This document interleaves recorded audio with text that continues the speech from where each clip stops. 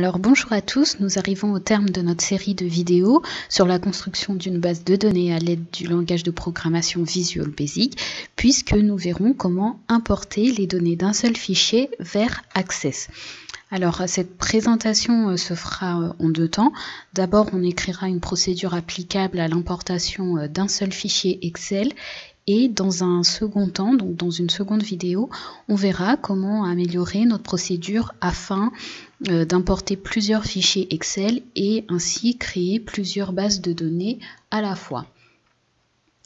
Alors, cette vidéo étant assez longue, puisqu'elle va durer environ 3/4 d'heure, je vous propose de faire un petit sommaire de cette vidéo. Donc, dans un premier temps, on va voir durant 1/4 d'heure les mises à jour qu'on a faites sur notre procédure. Ensuite, on verra comment enregistrer un fichier Excel, donc via du code Visual Basic, et puis créer un nouveau dossier en utilisant la fonction Make Directory. Ensuite, dans un second temps, donc cette seconde partie durera aux alentours de 30 minutes, on attaquera la procédure d'importation des données et pour cela, on aura besoin notamment de déclarer un objet de type application. Donc cet objet nous permettra d'utiliser la librairie d'objets Access depuis Excel et on verra qu'il existe deux façons de déclarer un objet d'application, soit en faisant une déclaration classique pour les variables de type objet ou alors en effectuant une liaison tardive. Alors, avant toute chose, pour pouvoir exécuter donc notre procédure d'importation des données de façon, sans générer d'erreur d'exécution, il vous faudra vous rendre dans le menu outils de l'éditeur de code Visual Basic afin d'activer la référence Microsoft Access comme vous pouvez le voir à l'écran. Donc ces précisions faites, on peut commencer avec la première partie de notre vidéo. Donc voilà où on en était resté la fois passée. Donc on avait obtenu notre fichier consolidé avec toutes les données relatives aux différents fichiers que l'on voulait copier. Et puis maintenant il nous reste à transférer toutes ces données ou alors ce fichier contenant toutes les données vers un fichier Access pour avoir une véritable base de données. Donc là, comme vous pouvez le constater, j'ai légèrement modifié le code. Alors au tout départ, j'avais essayé de faire une instruction où je comptais les lignes avant de faire les boucles for imbriquées. Et puis j'avais utilisé l'objet range, donc l'objet output qui est une variable objet de type range, voilà. Et puis donc j'avais construit l'instruction conditionnelle de cette façon-là. Donc il est évidemment possible de le faire autrement, comme vous le voyez, mais je l'ai fait uniquement avec notre variable des lignes où finalement à chaque fois j'ai fait si des lignes est supérieure à 1 alors des lignes va commencer à la ligne suivante et puis là vous voyez que j'ai repris ma variable des lignes ainsi instanciée et à chaque fois je mets donc WS c'est la feuille, c'est le classeur, c'est la feuille du classeur avec laquelle nous voulons travailler et donc copier les données. Et ensuite, je lui dis de commencer dans la colonne A et puis la ligne relative. Donc avant, on avait utilisé toujours output, mais j'ai modifié le code pour vous montrer que c'était possible de le faire également de cette façon-là. Alors là on n'a que 5 fichiers, on n'a vraiment pas beaucoup de données, donc c'est pas très grave à chaque fois de rappeler la feuille sur laquelle on veut travailler. Mais sinon, si on a un plus grand nombre de données, je pense que c'est mieux d'utiliser directement une variable objet de type range, et puis ensuite de l'utiliser dans notre code plutôt qu'à chaque fois de faire un appel à la feuille, à la feuille du classeur dans lequel on veut travailler. Voilà, ensuite, qu'est-ce que j'ai modifié? Alors évidemment, je crois que j'avais encore oublié de libérer la mémoire pour la variable objet. J'oublie ça de le faire assez souvent. Donc je l'ai rajouté, set output égale nothing. Et puis aussi, on avait les compteurs de lignes pour les compteurs de lignes et les compteurs de colonnes. Je les avais placés, je pense, au tout début, probablement juste après l'ouverture du fichier. Donc après cette ligne-là, et je l'ai déplacé, je me suis dit, bah en fait, voilà, on peut le mettre après notre instruction conditionnelle, ça évitera d'avoir à écrire, donc avoir à instancier affecter les variables, la valeur à ces variables d'air colonne et d'air ligne ici, et ensuite de remettre à jour d'air colonne parce que on aura supprimé la première colonne dans les fichiers qu'on aura ouverts. Donc voilà, j'ai déplacé ça ici. Donc là, je l'avais mis en commentaire pour qu'on puisse suivre facilement le cheminement. Et oui, je pense que c'est tout ce que j'avais modifié. Voilà. Donc voilà, c'était simplement pour montrer cet aspect avec des lignes. Donc du coup, moi je préfère quand même utiliser l'objet, la variable objet output qu'on avait déclaré ici. Alors, j'ai oublié de la mettre. Je sais, ouais, j'ai dû. Oui, évidemment, quand j'ai fait la modification avec des lignes, je l'ai enlevé d'ici. Donc, j'en profite pour la remettre là. Output as range, pardon.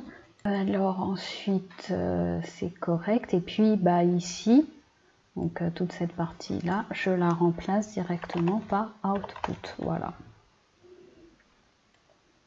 Mais les deux façons de faire sont possibles et jusqu'à un certain point, ça fonctionne très bien.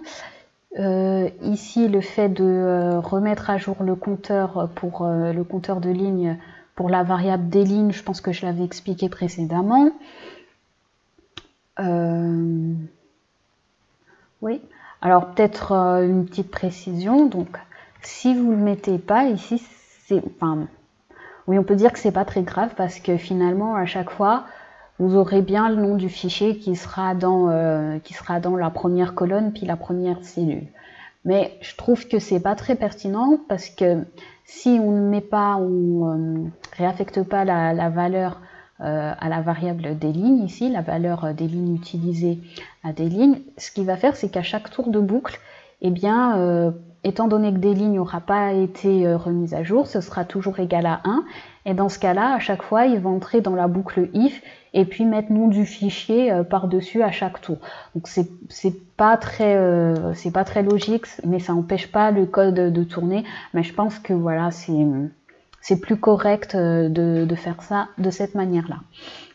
Donc maintenant qu'on a fait toutes ces petites précisions et toutes ces mises à jour, donc on va poursuivre avec tout simplement avec l'objet premier de cette vidéo qui est d'importer nos données vers un fichier Access. Alors d'abord, donc ce qu'on n'avait pas fait avant, c'était d'enregistrer finalement le fichier une fois que on l'avait généré avec toutes les données dedans. Donc pour ça, je vais d'abord entrer en commentaire ce qu'on va faire. Donc enregistrer enregistrement du nouveau du fichier.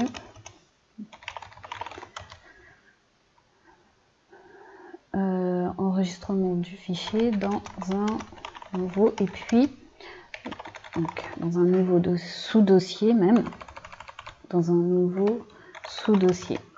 Voilà. Parce que le but en fait, c'est que on va enregistrer notre fichier de données consolidées au même endroit que nos fichiers de données. Donc pour rappel, c'était celui-là, voilà. Ici, c'est notre fichier de macro, les fichiers avec lesquels on a copié les données. Et ensuite, au lieu de placer mon fichier Excel de données consolidées exactement au même endroit que les autres fichiers Excel, je vais créer un sous-dossier que je vais appeler database, par exemple, ou vous pouvez le nommer comme vous voulez. qui contiendra ce nouveau fichier Excel. Mais en plus de ça, comme je vais générer une base de données automatiquement, je vais faire en sorte que ce fichier de données consolidé et cette base de données se retrouvent au même endroit, donc dans le même sous-dossier. Donc pour ça, je vais déjà, voilà ce qu'on a fait. On a déclaré une variable globale, nouveau sous-dossier, donc qui va nous permettre de faire appel à cette variable sans avoir à chaque fois à lui affecter sa valeur. Donc là, ce sera le chemin de notre sous-dossier. On le fait une fois et comme ça, on pourra la rappeler dans toutes nos procédures, dans toutes les procédures du module, mais pas seulement. Aussi, si je crée un autre module, donc un module 3 par exemple, et ben, je pourrais faire appel à cette variable nouveau sous-dossier sans avoir à lui affecter la valeur, exactement la même valeur finalement, puisque ce sera toujours le même chemin de sous-dossier. Donc voilà l'intérêt de déclarer une variable globale. Donc je vais déjà lui donner un chemin. Donc je vais mettre nouveau sous-dossier égal. Et puis, donc voilà, donc c'est exactement à cet endroit-là qu'on veut créer notre nouveau sous-dossier.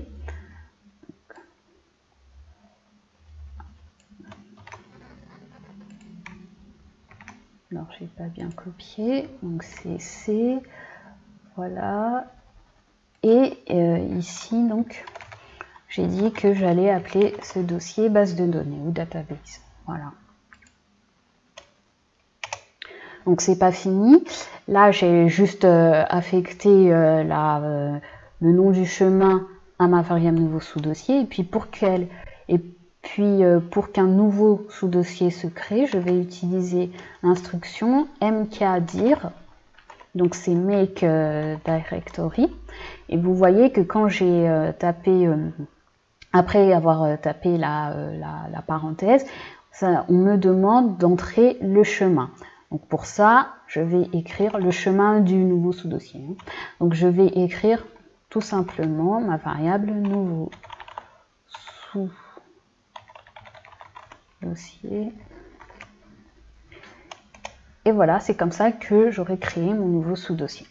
Ensuite, eh bien, dans ce nouveau sous-dossier, j'ai dit que je voulais y enregistrer donc, le fichier des données consolidées.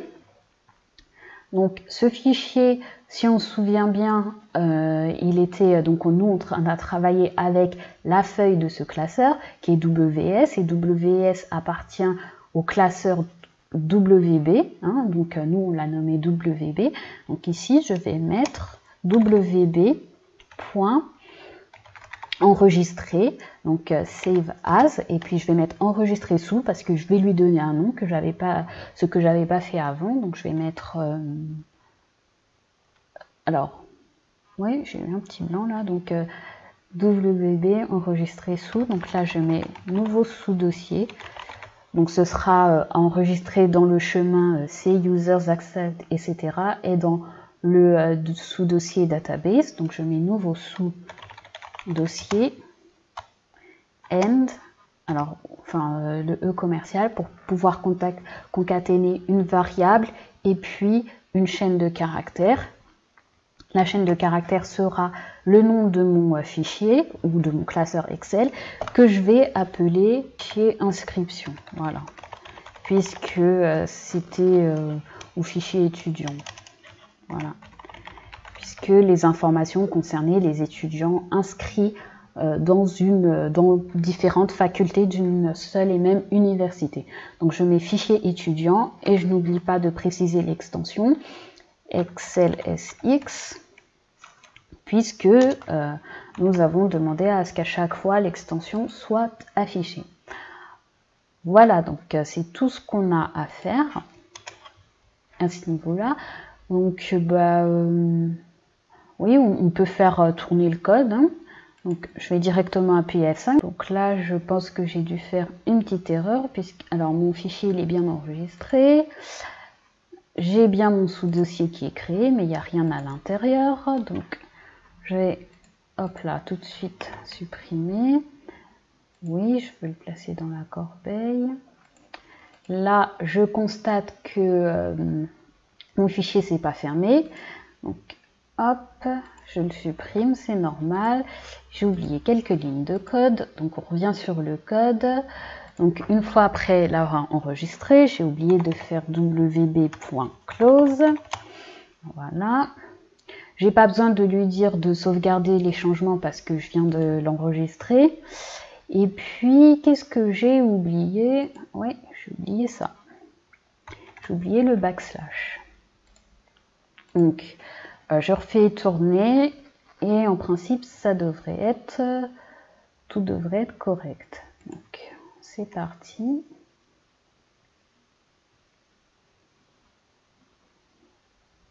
Alors là, le fichier, le nouveau fichier qu'on a généré, il s'est bien refermé. Je regarde ici, ça semble être bon.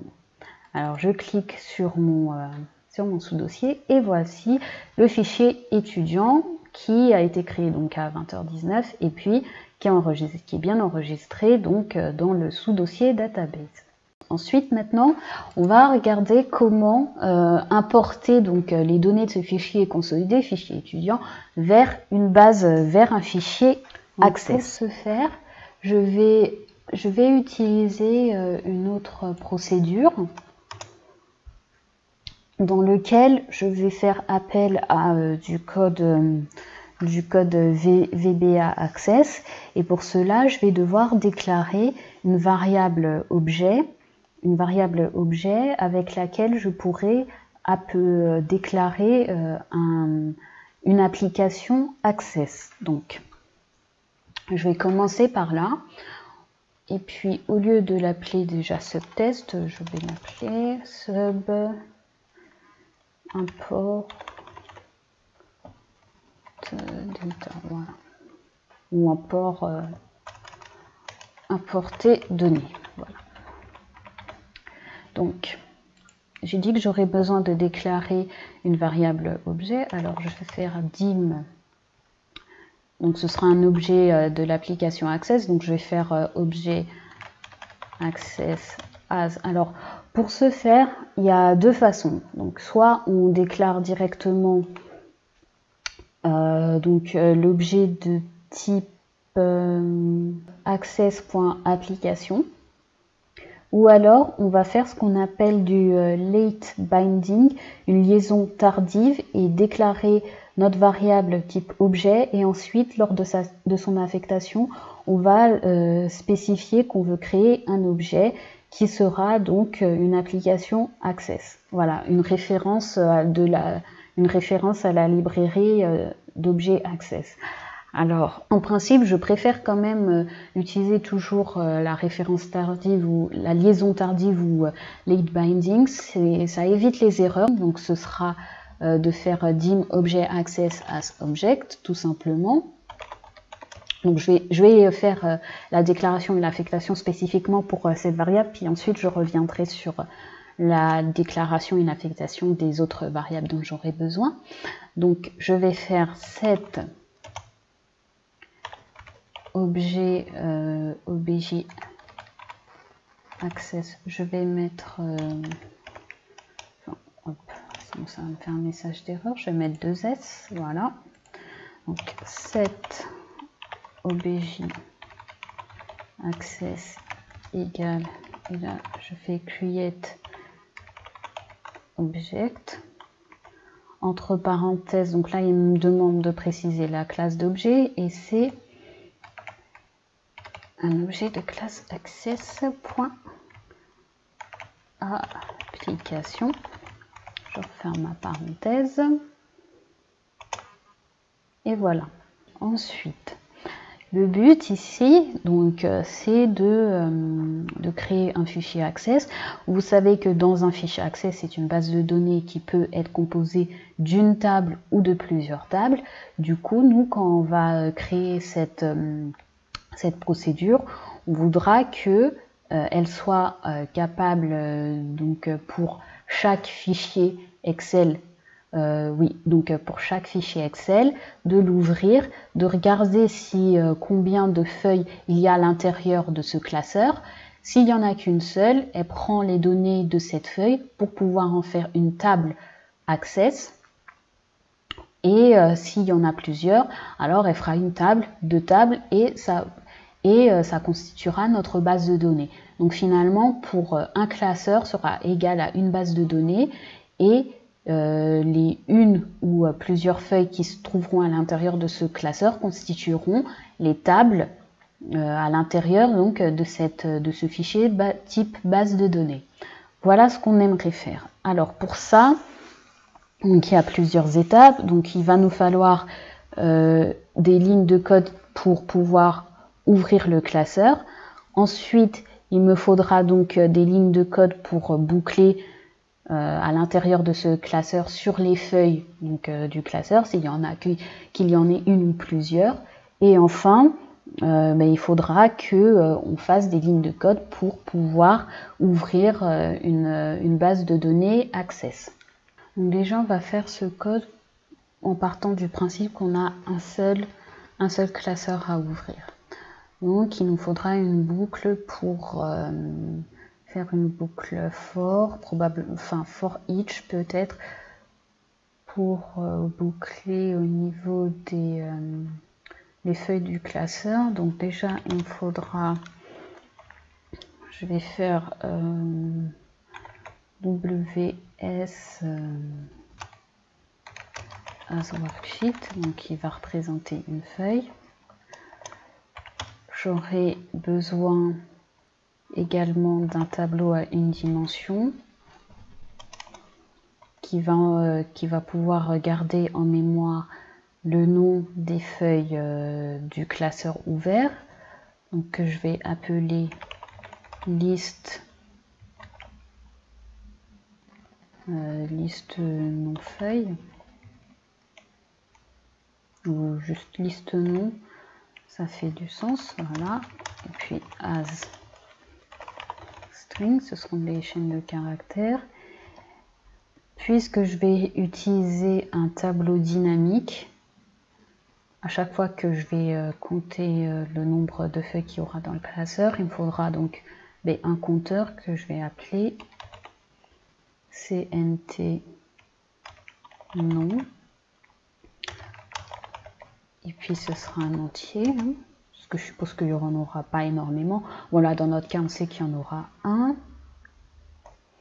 Je pense que pour l'instant, je vais faire avec ça. Puis s'il y a besoin d'autres variables, on les déclarera au fur et à mesure. Donc je sais, on a dit qu'on allait utiliser une boucle for each pour boucler sur les noms des feuilles qui se trouveront à l'intérieur de notre classeur. Pour ça, je pense que là, c'est une boucle assez classique que vous avez déjà dû voir plusieurs fois. Donc c'est for each WS in worksheets. Donc je vais tout de suite fermer ma boucle.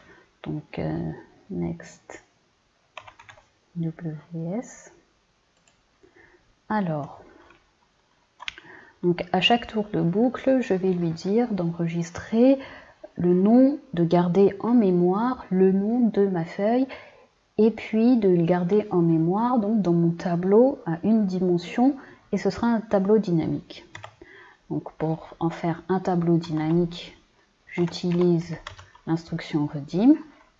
Pour qu'il puisse à chaque fois garder en mémoire le nom de ces feuilles à chaque parcours de boucle, je vais utiliser le mot réservé preserve. Ici je mets liste nom. Donc je mets entre parenthèses mon compteur. Je lui dis que liste nom entre parenthèses CNT doit être égal au nom de la feuille qui sera ouverte. Donc ce sera ws.nom, enfin ws.name. Pour que, évidemment, à chaque fois je ne reste pas à la même position, dans mon tableau, je vais donc incrémenter mon compteur de plus 1 en faisant CNT non égale CNT non plus 1. Je peux même le faire au début en fait.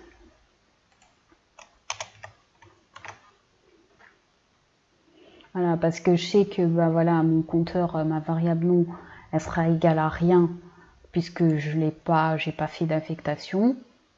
Et donc si je la laisse comme ça me mettra un message d'erreur. Donc du coup je fais l'affectation ici, je mets que CNT non, mon compteur est égal à 1, puisque 0 plus 1 ça fait 1. Et je commence l'affectation, voilà. Donc, je pense que c'est correct. Enfin, et puis ensuite je commence à boucler à chaque fois. Il y a quelque chose aussi que j'oublie toujours de faire, donc libérer la mémoire des variables objets. Je vais le faire maintenant.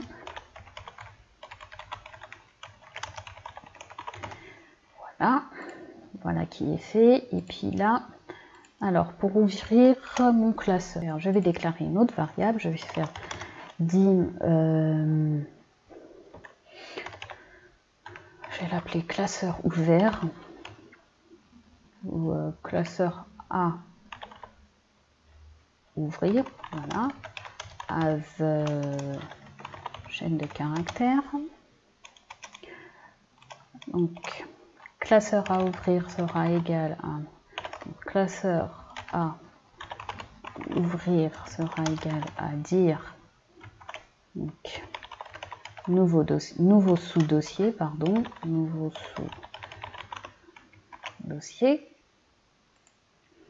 Et comme ça, je fais application.workbooks.open et puis là je mets nouveau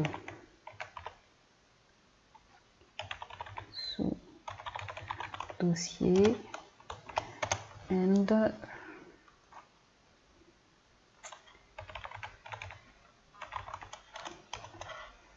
classeur A, décidément classeur A ouvrir. Voilà. Et puis il y a quelque chose auquel je pense, plutôt que de mettre le backslash ici, je vais le mettre là. Voilà. C'est ce qui avait posé un problème tout à l'heure, puisque j'avais oublié de mettre le backslash, et puis du coup il n'a pas pris en compte le fait que je voulais enregistrer mon fichier étudiant dans cette direction-là. Ici, je le mets là, et j'ai pas besoin de concaténer, et puis de me faire ça entre parenthèses, entre guillemets, le backslash, et puis de refaire un end. Voilà. C'est juste plus pratique. Alors, évidemment, une fois que j'aurai ouvert mon classeur, je le referme. Donc, je fais pour cela, donc c'est le classeur actif, je fais application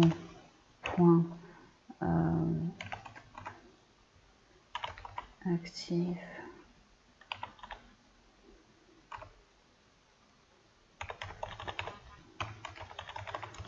close, j'enregistre pas les modifications puisque j'en aurais pas faites. Donc ça c'est pour ouvrir mon classeur. Tiens, j'en profite pour faire ces petits changements. Je ne sais pas si j'avais déjà augmenté la taille. Voilà. Et puis, affichage de la barre d'outils d'édition que je mets ici. Voilà, c'est pour, en fait, quand je veux indenter ou mettre un bloc de code en commentaire. J'appuie directement ici et ça me le fait. Alors, ces petites précisions faites, j'indente encore ici. Voilà.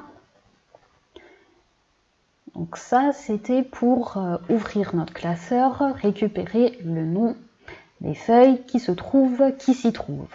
Maintenant, pour pour pouvoir créer notre objet, notre base de données. Pour ça, il va falloir que on crée déjà un fichier type base de données.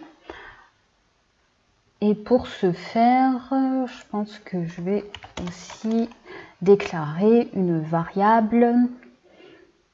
Comment est-ce qu'on va l'appeler? Base de données as string. Et là, je vais écrire base de données égale, donc nouveau toujours, puisque j'ai dit tout à l'heure que je souhaitais que ma base de données soit enregistrée au même endroit que le fichier de données consolidé. Donc ce sera nouveau sous-dossier, and, et puis là je la nomme, je vais la nommer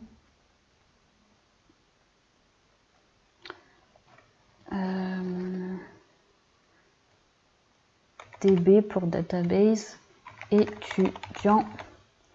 J'allais dire étudiant inscrit, mais c'est pas nécessaire. DB étudiant. Point, toujours afficher l'extension, enfin toujours préciser l'extension, puisqu'elle s'affiche toujours en fonction des paramètres qu'on avait, des options qu'on avait choisies précédemment. Donc c'est point .accdb. Voilà. Et puis ici, je vais donc faire appel à mon objet access. Donc, pour cela, je vais faire call new current database entre parenthèses. Et puis là, je mets le fichier, j'indique le chemin du fichier, donc c'est base de données. Voilà. Ensuite, une fois que j'ai fait ça, comme je l'ai dit tout à l'heure, je veux une seule base de données pour un seul classeur Excel, un seul fichier Excel, mais je veux plusieurs tables pour chacune des feuilles qui se trouveront dans mon classeur. Donc pour cela, je vais utiliser non pas une boucle for each, mais simplement une boucle for pour lui dire que pour toutes les feuilles qui se trouveront à l'intérieur de mon classeur, je veux qu'il soit créé une table donc en fonction. Donc pour ça, étant donné que je ne sais pas combien d'éléments mon tableau dynamique à une dimension contiendra, je vais utiliser les mots-clés, la fonction ubound et puis lbound. Donc lbound c'est pour lower bound, donc la plus petite limite de mon tableau, et puis ubound c'est pour upper bound, donc la limite la plus élevée du tableau. Alors je fais for lower bound entre parenthèses, mais je mets mon tableau qui est donc mon tableau contenant les noms des feuilles. Alors là, je sais qu'il faut que je fasse pour i égale jusqu'à donc la limite la plus élevée, to upper bound de mon tableau, qui est liste nom. Je ferme tout de suite ma boucle en faisant next i, et je vois que j'ai besoin d'une variable qui va faire office de compteur pour ma boucle for. Donc je fais i as integer. Et puis là, pour pouvoir créer, donc remplir finalement mon fichier base de données de toutes les tables, je vais utiliser l'objet doCommand.transferSpreadsheet. Alors, donc je tape obj access.do et c'est do commande, c'est do cmd point. Et je m'arrête juste 2 secondes pour dire que c'est un peu le désavantage finalement de faire de l'affectation tardive, de faire une liaison tardive finalement. Alors on est sûr, si nos lignes de code sont sans erreur, que cette affectation ne va pas poser de problème d'erreur d'exécution. Simplement, quand vous voudrez utiliser les objets liés à cette référence, il faudra non pas les connaître par cœur, mais les avoir en tête, les avoir déjà utilisés au moins une fois, parce que vous voyez, j'ai fait appel à mon objet access, mais j'ai pas la liste des différentes propriétés et méthodes, les différentes références finalement, qui sont associées à cette variable objet. C'est là un peu, si je puis dire, le désavantage de faire du late binding. Mais voilà, à force d'utiliser les mêmes objets, on s'en souvient un petit peu. Alors que si on avait fait une affectation directe en tapant objaccess.doCommand, j'aurais eu tous les objets qui m'auront aidé, qui m'aideront en fait à compléter donc cette ligne de commande. Oups. Donc j'ai mis trop de temps. C'est objaccess.do cmd. Alors j'avais dit transfert spreadsheet.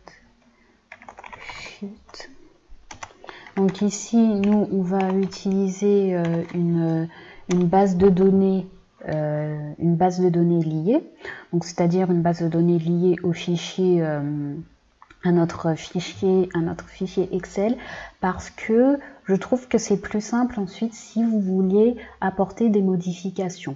Des modifications, c'est-à-dire si vous voulez supprimer une donnée ou rajouter des données, vous le faites directement sous votre fichier Excel et ensuite lorsque vous ouvrez votre base de données, vous n'avez plus qu'à rafraîchir et la base de données se met automatiquement à jour. Moi, c'est un choix, mais je trouve que c'est plus simple de faire comme ça. Donc ensuite, il faudra préciser le type de fichier, enfin le type de la feuille. Donc pour nous ici, donc ce type se choisit en fonction de votre version de Microsoft Excel que vous avez. Alors pour nous, ce sera donc type 12. Donc ce sera AC spread sheet type Excel 12. Ici, il faut dire avec quelle feuille on va travailler. Alors, je suis allée un peu vite, c'est liste.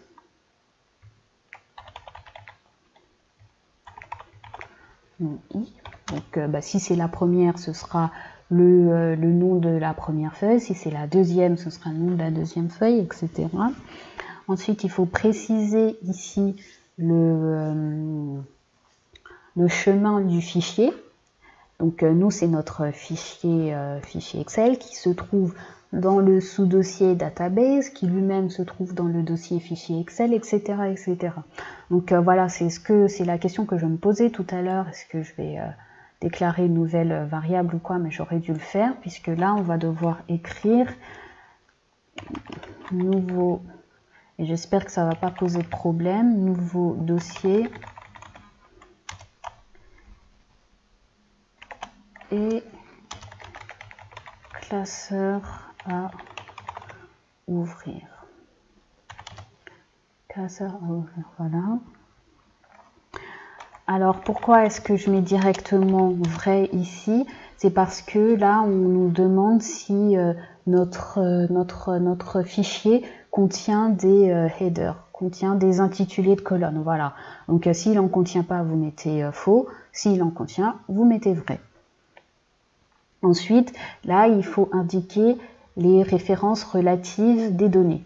Donc, ce que j'entends par là, c'est si vos données s'étalent de la colonne A1 à, je ne sais pas moi, à la toute dernière colonne de votre fichier Excel, et ben vous mettez les références relatives en conséquence. Donc il faut d'abord indiquer le nom de la feuille. Donc pour ça, nous c'est pas une liste. Ça c'est un autre code que j'avais fait, c'est liste nom. Donc ce sera liste nom I. Et puis je le concatène avec cette fois-ci les références relatives que je mets entre guillemets, et pour les distinguer d'une simple chaîne de caractères, je mets un point d'exclamation devant. Donc mes données commencent en A1 jusqu'en F50, voilà, pour être sûr. Bon, en principe, quand j'ai ce genre de choses à faire, je mets toujours depuis A1 jusqu'à la toute dernière colonne du fichier Excel. Comme ça, j'ai pas besoin de me poser 36 000 questions où est-ce que mes données s'arrêtent. Mais bon, là, pour le coup, on sait qu'on n'en a pas énormément et puis elles vont pas très loin. On en a une vingtaine, je crois, donc qui s'étalent sur 4 colonnes. Alors, je pense que notre code, il est correct. Et puis, ma foi, s'il n'est pas correct, on verra là où il y a des problèmes. Ah oui, alors j'oublie toujours. Donc, une fois qu'on a fait appel à notre objet, et puis notre objet donc de type access, puis qu'on a travaillé avec, il faut absolument le quitter. Donc, en faisant objet access.quit. Et puis, après... Voilà, donc on a libéré la mémoire. Parce que sinon, si par hasard il y a une erreur d'exécution dans votre code, vous avez mal écrit une ligne de code par exemple, et puis que vous essayez de le refaire tourner 2 ou 3 fois, au bout d'un moment il y aura une erreur d'exécution. Il y aura une erreur d'exécution pour vous dire que cet objet est déjà utilisé, veuillez en réutiliser un autre par exemple. Pourquoi? Parce que vous n'aurez pas libéré, faire quitter l'objet et puis libérer ensuite la variable. Donc, n'oubliez absolument pas, ces 2 lignes de colonne là, elles sont importantes, ne les oubliez pas. Comme moi, ça m'est déjà arrivé plusieurs fois. Donc c'est parti.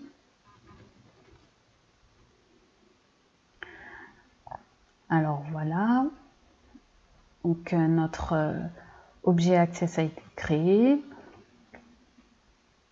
Donc là, c'est notre fichier, notre classeur Excel qui est ouvert. Et puis, il va compter les lignes à l'intérieur, pardon, pas les lignes, mais les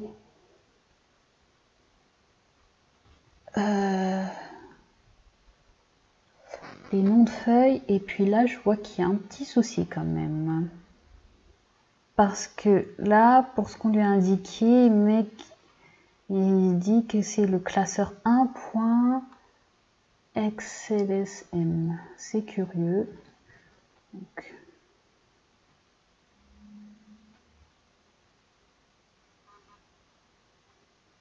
alors que ça devrait être fichier étudiant.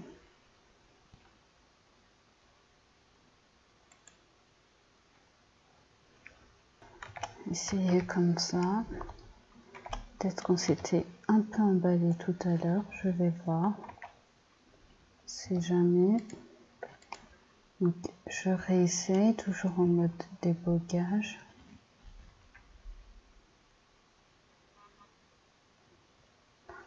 Ah, voilà, donc vous voyez ici qu'il a, cette fois-ci, il s'est bien placé dans le bon sous-dossier, donc qui est database, et il a bien sélectionné fichier étudiant.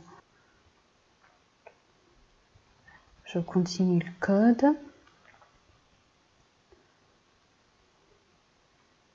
Donc là,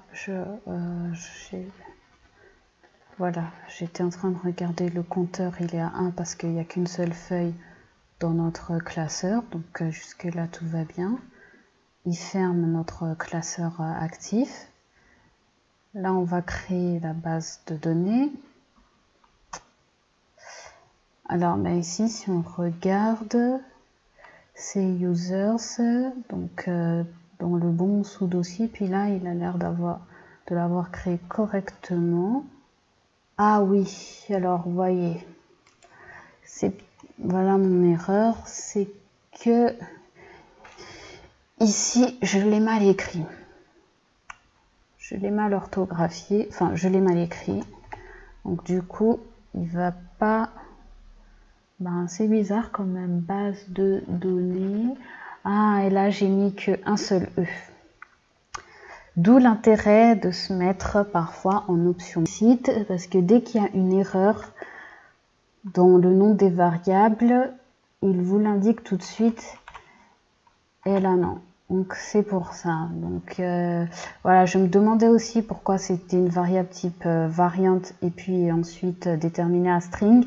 Ben j'ai ma réponse. Donc là c'était l'erreur que j'avais faite. Je viens de voir ça maintenant. Donc là je continue. Donc là ça m'a l'air de jouer. Alors ici i égale à 1. Ouais, ça c'est feuille 1, donc jusque là tout va bien. Nouveau sous-dossier, backslash, et puis la fichier étudiant. Donc je pense que ça devrait aller. Super, super. Alors là, il est en train de quitter donc l'application. Voilà. Hop, and sub. On va maintenant voir donc, ce que ça donne. Bon, là, je vois 308, donc ça veut dire qu'on a quelque chose. Donc là, c'est génial. Voilà notre base de données qui est créée. Donc, merci d'avoir regardé cette vidéo et à très bientôt pour regarder la suite.